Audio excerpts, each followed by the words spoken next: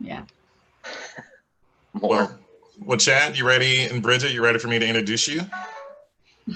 Get started? Okay. Yes.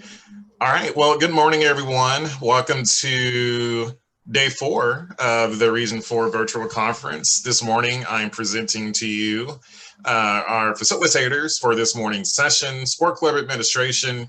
Yeah, well, that's just like your opinion, man. I'm sure if you've ever been in a club sport administrative role, you've heard that phrase or something like it. So to help facilitate, teach us some things about just being a sport club administrator, Bridget and Chad, the floor is yours. Thank you, Jonathan. Yes, so I'm Chad Zimmerman. I'm the Senior Assistant Director for Sport Clubs here at UT Austin. And I'm Bridget Tasker. I am the former Assistant Director for Sport Clubs here at University of Texas at Austin. I got reappointed in August to the Assistant Director for Gregory Gym. So I'm kind of in a dual role for this fall. And then moving forward, I'll be all-time Gregory. So I stole her to help out with a sport club presentation at least one more time. Before we get into it, we do want to recognize the event sponsors so that we didn't have to pay anything. And these slides got done for us and a bunch of other great things. So if you haven't already, check out some of the Region 4 sponsors. Follow Region 4 on all the possible social media channels that you can, and follow along on the website.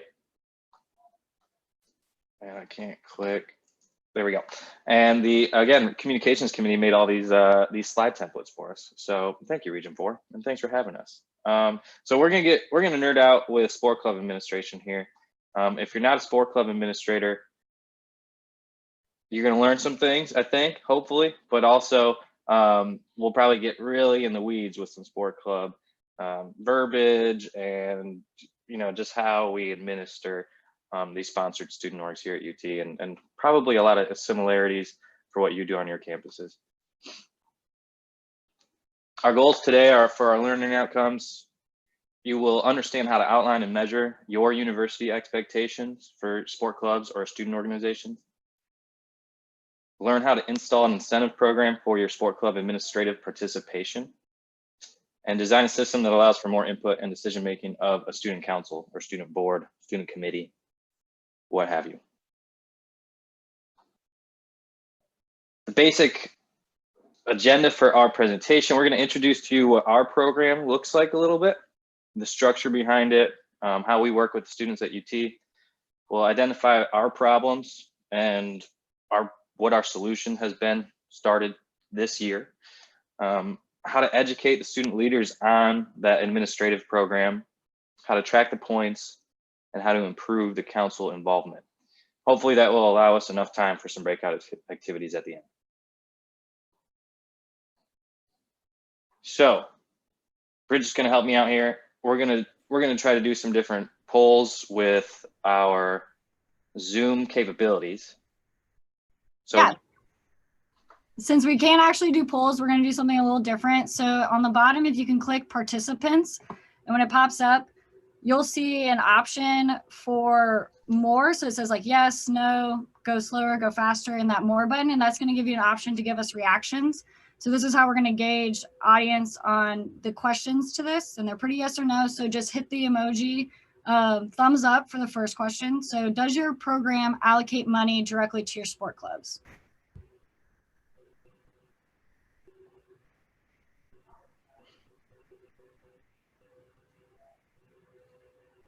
Most thumbs up. I see Robbie Ballard. Where are you at? What school? Phillips Community College, University of Arkansas in Helena, Arkansas. Awesome. Thanks for joining. So you do not allocate money to sport clubs. And Gary at OU. Looks like everybody else. So it looks like about 15, Chad said yes. Sweet.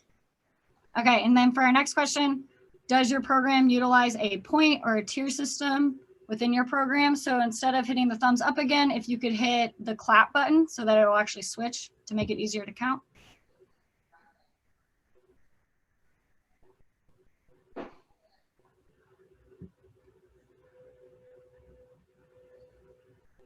So it's looking about like 9 on that, Chad. So about half of us that allocate money use a pointer to your system, Yep. roughly. And then our last question is if you have a student board, committee, a council within your sport club program. And for that, I just want to hit the coffee button under that reaction.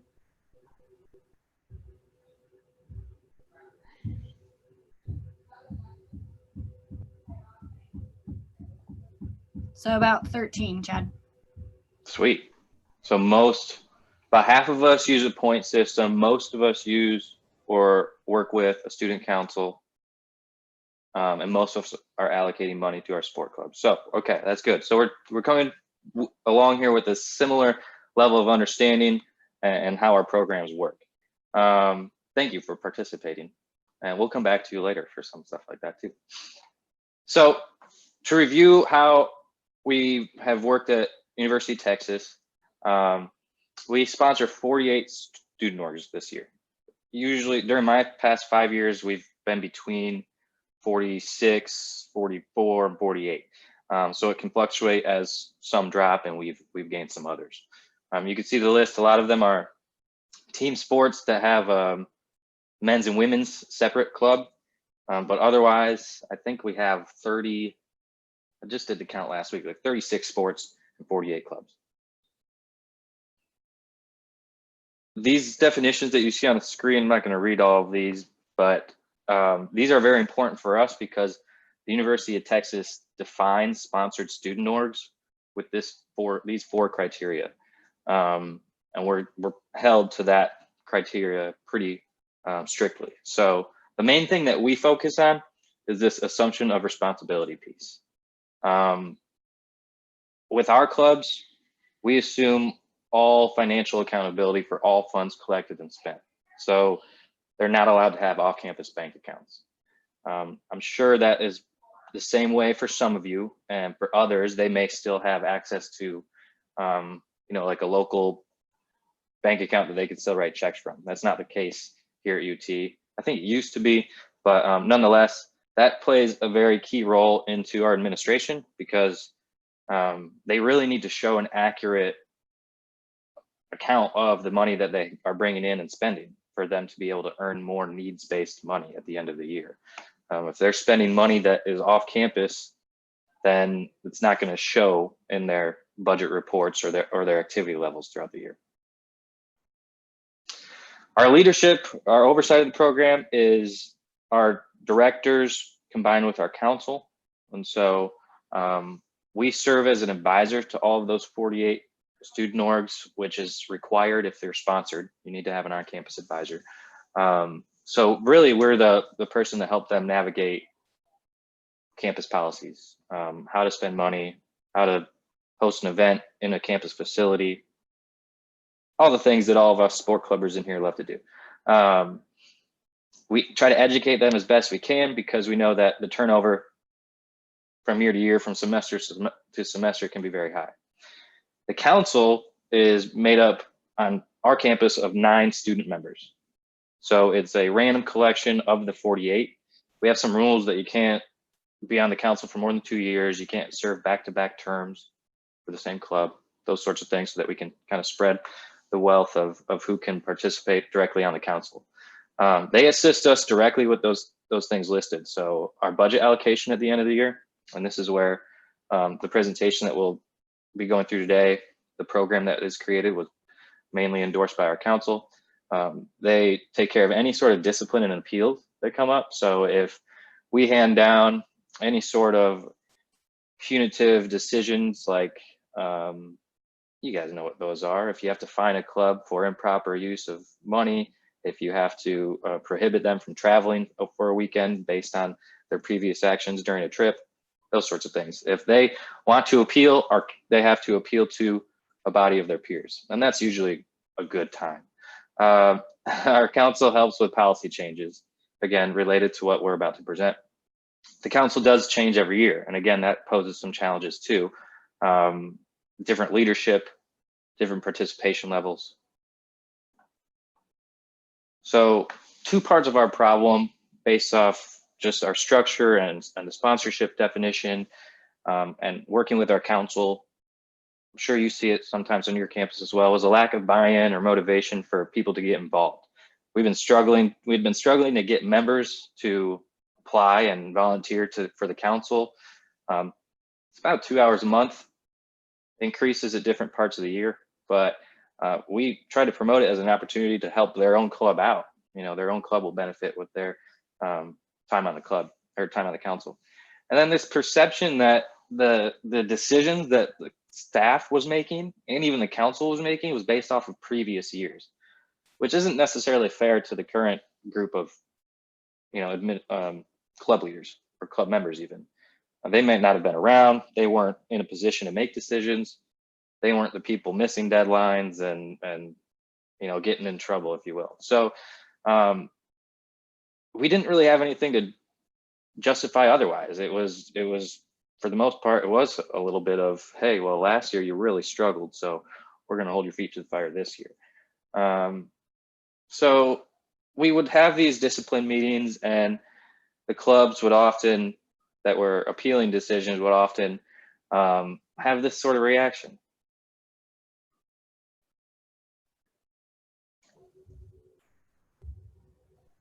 Did the audio work? No, I was about to let you know. We got to retry that, because that's the whole point of this presentation, is the namesake. So hopefully you've seen Big Lebowski. That's where we stole this presentation title. Yeah, well, that's just like your opinion, man. That was pretty much what was being said, especially by Men's Ultimate. They really wanted to challenge us on some different policy or decision making that we made on policies, and we didn't have a quantitative reason or really something in writing that we could come back on. So when Bridget joined the program, we've been working really hard at improving that piece of the program. Yeah.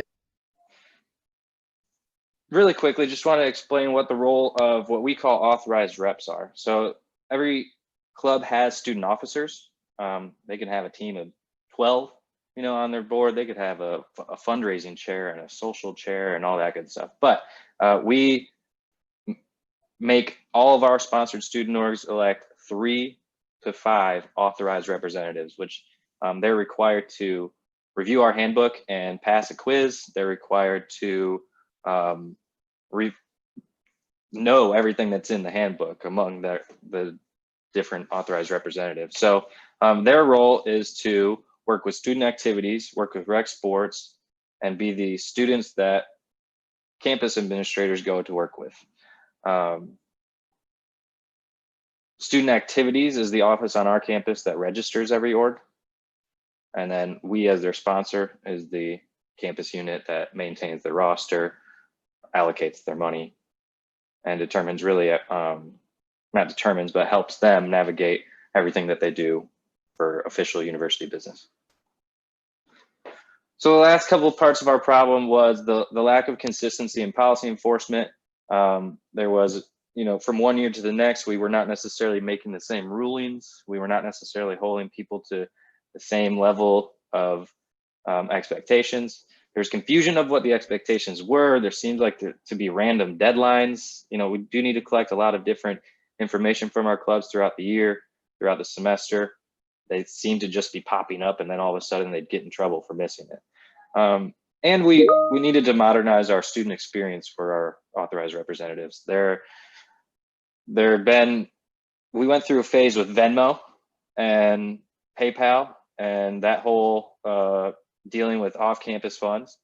We went through a phase of them not being able to provide us the information in a timely manner, just based off different forms and online websites that we had to use. So we really needed to try to come to them to help them do what we expect better. So this next clip kind of shows how we used to work.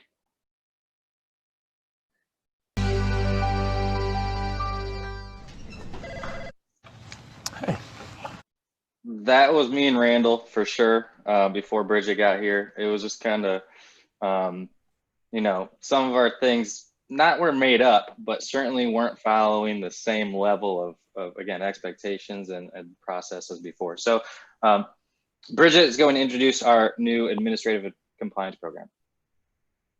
Yeah, so this is something that a lot of universities kind of use. Sometimes you hear it as like a tier system or a point system, but it can always be adapted to fit your university. So as we go forward, categories may change according to the needs and maybe even your definition of sponsorship as we go forward. So as Chad mentioned, we are kind of the overseers of all the money in and out of each club's account. But to give you a little breakdown, we do have 3 accounts for each club. So with 48 times 3, as you can imagine, can get a little tricky to track things. But there's an allocation account, which is obviously the money that recreational sports is giving them. The money doesn't roll over and they can't deposit money into that account. Student organization is all the money that they've raised through student due or membership dues, fundraising, etc. And then donation is exactly what it sounds like, donations that come in. So right now we're really just focusing on the allocation account. So this is something that we kind of use to explain to our authorized reps what the administrative compliance program, so ACP for short, I'll probably start using that throughout this presentation because it's a lot easier to say.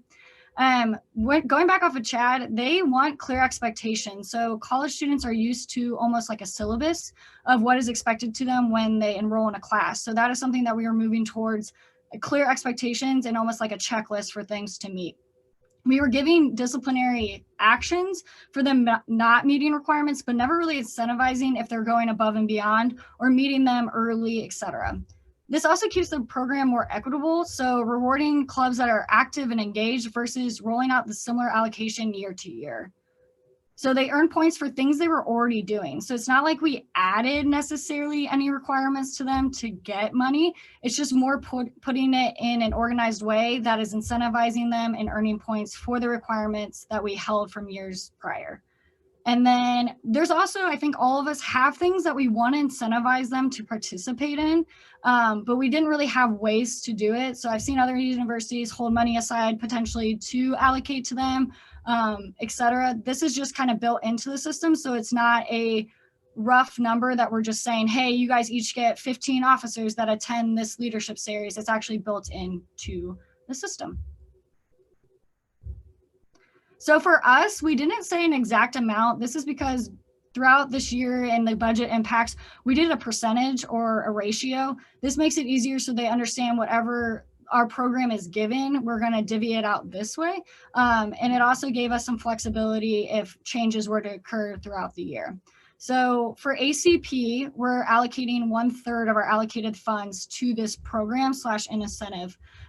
So below it, you'll kind of see the formula that we use. So points earned by all clubs divided by the total amount available gives you a dollar per point ratio. So as clubs earn more points, the dollar ratio per point obviously changes.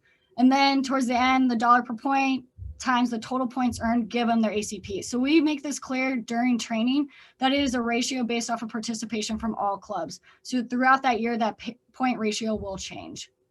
Now, that's not the only way they'll get allocated funds. So they'll still do a needs-based approach where they'll submit budget requests, we'll review them, and they'll get a percentage of that.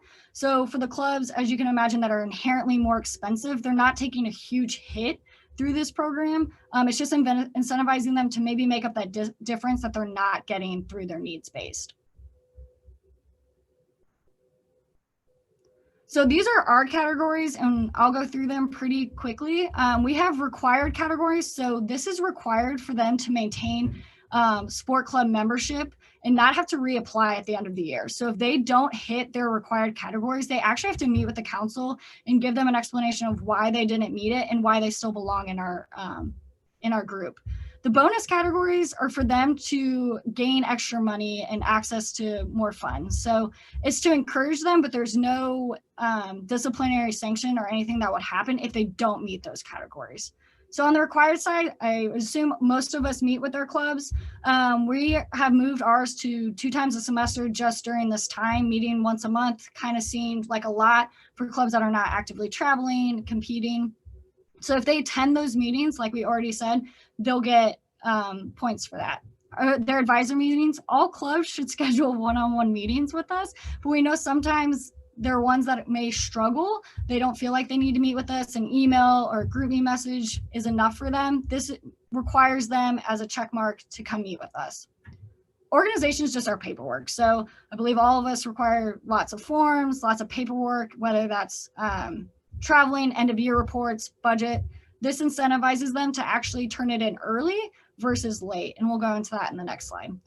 Recruitment and retention, something they should already be doing, but this just kind of gives point values to it. So if they held a recruitment event, so tabling, a virtual online call out,